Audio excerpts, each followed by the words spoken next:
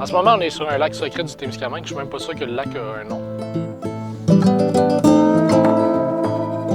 Notre objectif, c'était de venir essayer de pêcher de la truite grise dans les petits lacs reculés du Témiscamingue ou dans des endroits qu'on pense qu'on peut en trouver.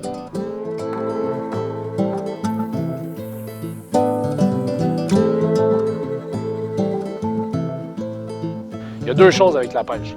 On est obligé de se mettre un peu à la merci de la nature aussi. On est assis sur le canot, tu castes, puis tu attends de voir si ça va mordre. Mais pendant ce moment-là, tu es beaucoup en contemplation de la nature, tu es plus en observation. Puis ça, c'est quelque chose qu'on ne vit pas quand on fait une expédition qui vise à progresser chaque jour, qui vise à faire son 20, son 25, son 30 km. Ça permet d'entrer plus en relation avec son environnement quand on fait ça.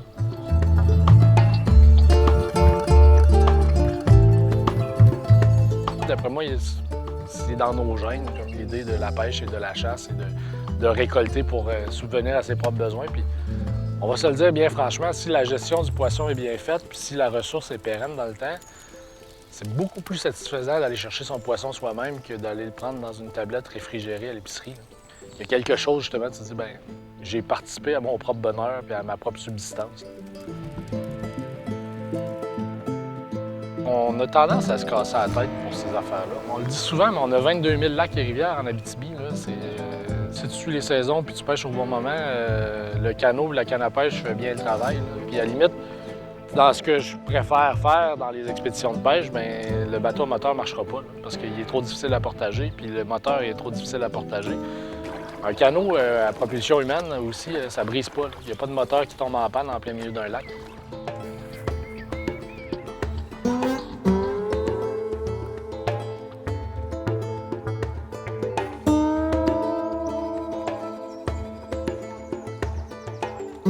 La pêche, ça reste une très bonne défaite pour aller se perdre dans le bois, là, puis aller se placer en nature dans des situations loufoques avec des gens que tu apprécies. Puis oui, il se crée cette espèce de complicité-là, là, poisson ou pas poisson. Là.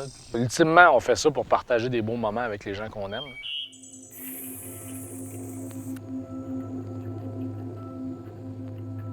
Les gens ont toujours l'impression qu'on n'est pas bien dans le bois puis qu'on peut pas être bien dans le bois parce que c'est l'inconfort, mais au contraire, on est issu de ce monde-là. Là. S'il y a quelque chose de définitif chez l'humain, c'est sa capacité d'adaptation. Dans des contextes comme ici, c'est difficile de ne pas s'adapter pour le mieux.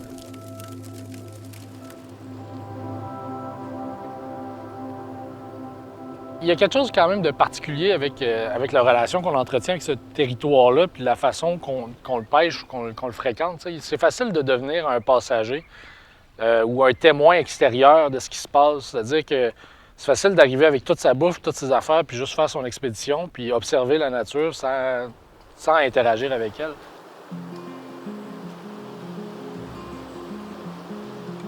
Mais la pêche, je trouve que c'est l'interaction avec la nature. Parce que là, déjà, il faut que tu essaies de comprendre il est où le poisson, puis pourquoi je le pêcherais là, puis pourquoi je le pêcherais pas ailleurs. Fait que ça, déjà, ça force à l'analyse, puis à la compréhension du territoire. Puis d'aller pêcher le poisson, puis de le manger sur le bord du feu le soir, il y a quelque chose aussi de très, je dirais, qui nous ramène un peu à l'essentiel, beaucoup. Là. Ça a dû être ça longtemps pour tous les humains sur Terre. Là. On est un peu une exception, dans le fond, d'un point de vue historique à ce niveau-là. C'est extrêmement valorisant là, de sortir son poisson puis de faire un repas pour 4 cuit sur feu de bois. Puis ça nous force justement à entrer en interaction avec notre environnement. Ça nous force à le comprendre, ça nous force à l'observer. Puis si ça marche pas, bien, ça nous force à essayer de plus comprendre encore. Puis c'est ça, en fait, qui fait en sorte qu'on n'est plus nécessairement des passagers, mais des parties prenantes du territoire. On n'est plus juste là à l'observer, on est là à essayer de le comprendre puis à essayer d'interagir avec. Puis si on le fait bien, le territoire nous récompense.